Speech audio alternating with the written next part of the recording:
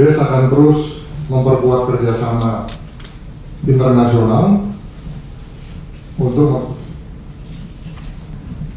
langkah-langkah di dalam pengembalian aset-aset koruptor yang ada di luar negeri. Ya, sekalian. Pada hari ini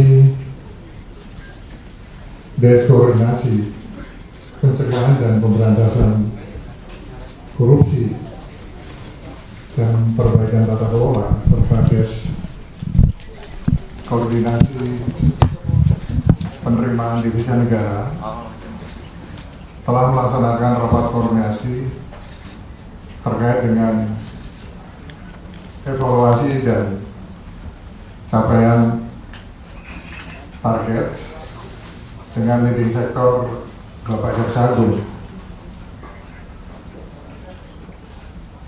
bahwa rapor pada kali ini diikuti oleh unsur pemerintah yang terkait dengan DES pencegahan dan pemberantasan korupsi dan penerimaan devisa negara yang terdiri dari Menko Polhukam, kemudian dari Jaksa Agung dan jajaran, kemudian dari unsur Polri, KPK, BPKP, kemudian OJK dan BPK, begitu, Kementerian SDM, Kementerian Komdigi, Kementerian Investasi dan BKPM, Kantor Staf Kepresidenan, Kantor Komunikasi Kepresidenan, dan PPATK. Dari hasil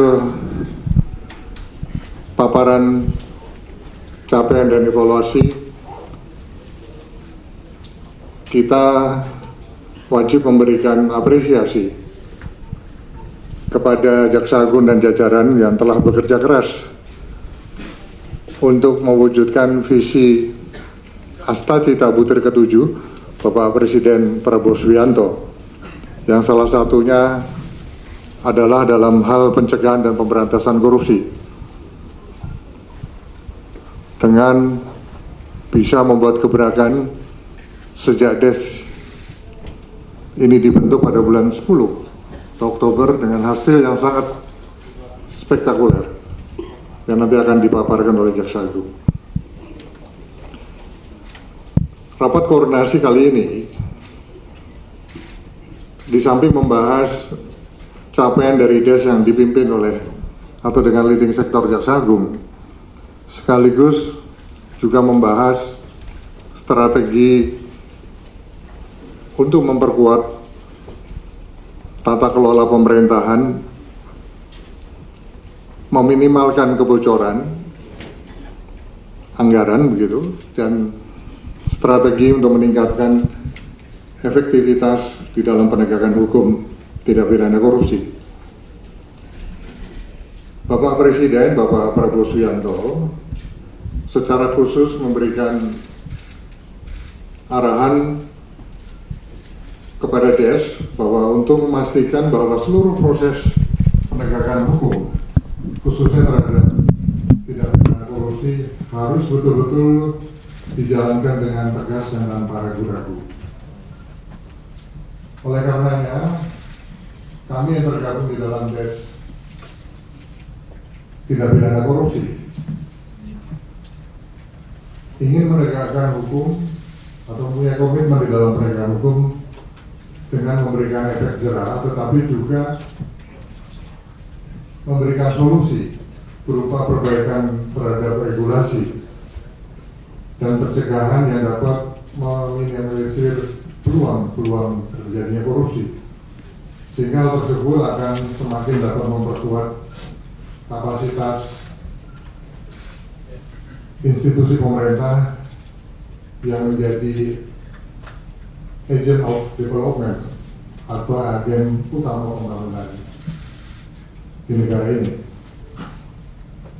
Intinya bahwa semua langkah atau strategi yang dijalankan ini harus berjalan dengan seimbang antara upaya pencegahan, penindakan, dan perbaikan regulasi dan tata kelola.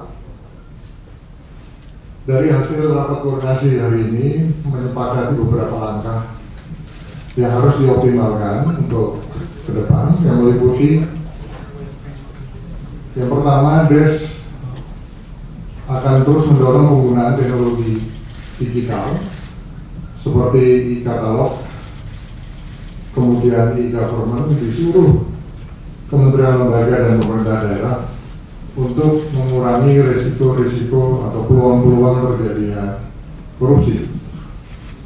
Yang kedua, fokus utama di dalam penanganan tindak pidana korupsi maupun pengembalian devisa negara adalah pada pemulihan aset hasil korupsi, khususnya berada di luar negeri, agar dana tersebut bisa kembali ke negara kita dan sepenuhnya digunakan untuk pembangunan nasional untuk kesejahteraan masyarakat.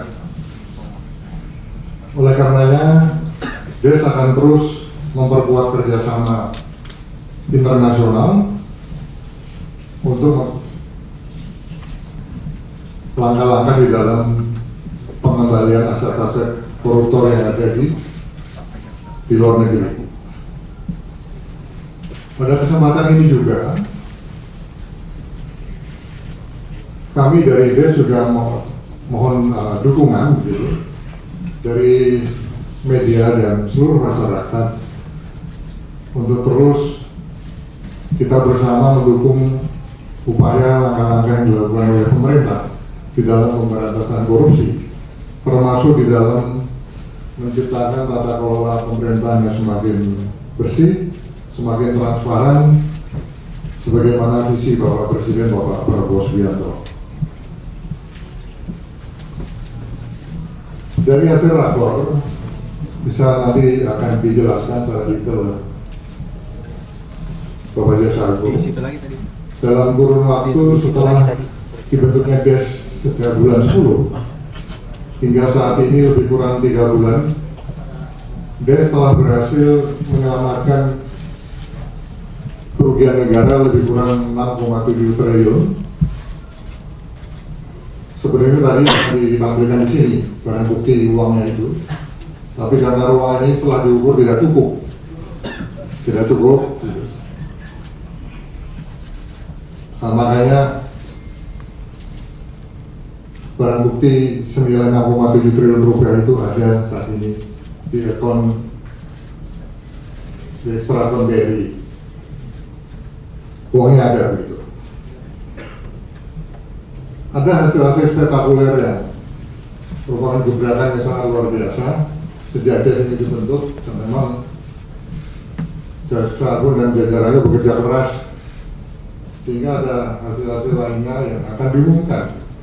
Hari ini ada beberapa tambahan tersangka baru, baik itu perorangan maupun korporasi. Yang pertama yang terkait dengan Tata Niaga Timah di wilayah Iup PT Timah. Ini dengan kerugian negara, kerusakan lingkungan dan sebagainya yang kurang lebih berjumlah 271 triliun. Kemudian juga ada tersangka baru yang terkait korporasi yang terkait dengan Tata Niaga kelapa sawit gitu, dengan jumlah kerugian negara berkisar 73 triliun. Jadi kalau di total hasil daripada penanganan yang dilakukan oleh Jaksa Agung dan jajaran sejak DES dibentuk, yang akan disampaikan nanti secara detail, ada tambahan tersangka baru baik itu perorangan maupun korporasi dengan jumlah total kerugian negara kurang lebih 346 triliun rupiah. Ini yang bisa diselamatkan.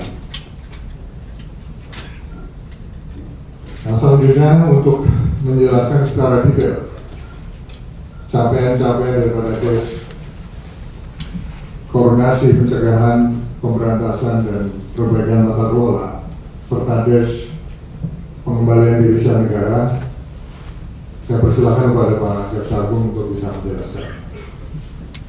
Teman sekalian, bahwa sebagaimana yang telah disampaikan oleh Pak Menko bahwa kejaksaan diberikan tanggung jawab sebagai leading sektor terhadap tes koordinasi pencegahan korupsi dan perbaikan tata kelola, serta yang kedua adalah des koordinasi peningkatan penerimaan devisa.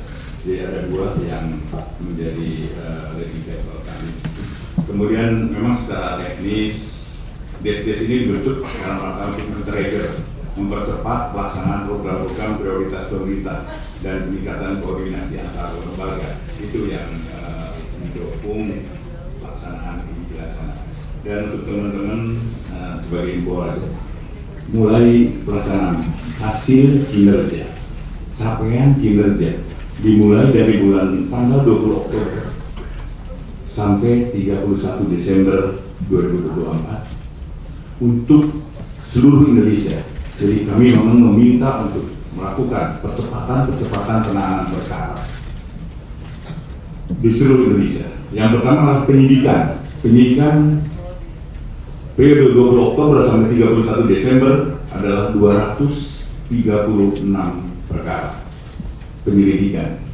Kemudian untuk penyidikan 331 perkara, penuntutan 356 perkara, upaya hukum 150 perkara, kemudian pelaksanaan eksekusi 327 perkara, sehingga menghasilkan PNBP adalah 199 miliar. Itu dalam periode 20 Oktober sampai Desember. Kemudian penyitaan uang tunai rupiah sebanyak 5,7 triliun. Maka tadi disampaikan apabila barang buktinya disimpan di sini, yang pertama tentu tempat, yang kedua adalah keamanan, karena apabila bank menyerahkan kembali kepada kami untuk dipamerkan di sini, mohon maaf diperlihatkan oleh teman-teman, hampir 1 hari harus menghitung ulangnya. Kemudian nanti kita kembalikan lagi, ini kan akan menghitung lagi. Dan ini memang mohon maaf jadi memakan waktu, tapi dana ini ya ada di Ekstrakon BNI. Kemudian uang mata uang asingnya yang dikonvensi itu sekitar 920 miliar. Kemudian emas logam yang dikonvensi itu sekitar 84 miliar. Sehingga total yang tadi juga sudah disampaikan oleh Pak Menko adalah sebanyak 6 triliun 722.786.438.726 rupiah. Kemudian di dalam perkara timah ini kan kerugiannya cukup signifikan, tetapi titik kerugian yang paling besar adalah kerusakan lingkungan. Kita bersyukur bahwa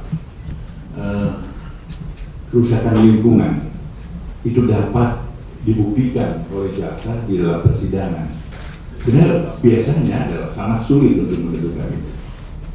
Dan kita bersyukur bahwa kerusakan lingkungan yang selama ini tidak tertanggulangi, ya, insya Allah dana ini apabila nanti bisa kita ambil dan kita sita, bisa digunakan untuk perbaikan lingkungan. Kalau teman-teman misalnya untuk timah, datanglah ke Bangka, lihat dari pesawat di bawah itu, begitu rusaknya lingkungan itu. Itulah insya Allah dengan dana-dana yang ada, apabila nanti dapat bisa dikembalikan, bisa untuk dikembalikan kepada pemerintah untuk perbaikan lingkungan akibat dari pertambangan ini. Dan dalam rangka itu kita menetapkan 5 korporasi perusahaan timah. Ada 5 korporasi yang akan kami jadikan dan hari ini akan diumumkan, ya, perkaranya hari ini diumumkan bahwa perkara ini dalam tahap penyidikan maksudnya, dan tahap penyidikan nanti Jampitsus yang akan menyampaikan. Yaitu yang pertama adalah PT RBT, yang kedua adalah PT SB, yang ketiga PT SIP, yang keempat PT TIN, dan yang kelima PT PIP. Tentang kerugiannya nanti mungkin akan diperjelas oleh Pak Jampitsus.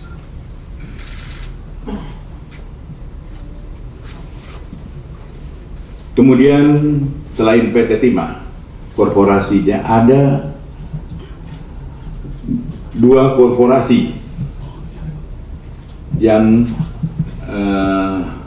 akan jadikan tersangka adalah berupa pencucian uang, tindak pidana pencucian uang.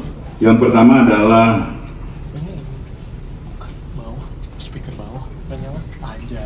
PT AL atau PT Alpaledo. Yang kedua PT MRM atau Motorrado Mas. Tapi sebagai ansar-ansar, saya juga ingin sampaikan kerugiannya berapa sih?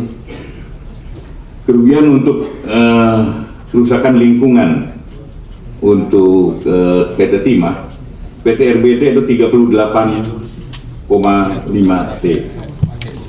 Kemudian PT SB sekitar 23,6 T. PT SIP 24,3 T. PT TIN 23,6 T. PT PIP adalah 42 T. Kemudian untuk Duta Palma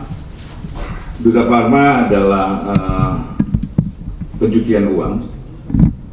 Ada 2 PT ini.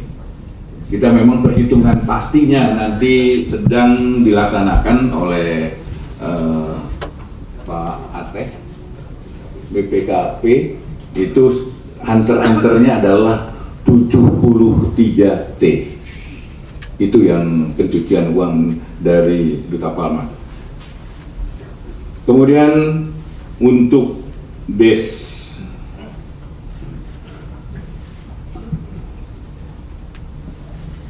perbaikan tata kelola dan DES koordinasi peningkatan penerimaan devisa. Nanti saya minta jam Datun untuk menyampaikan.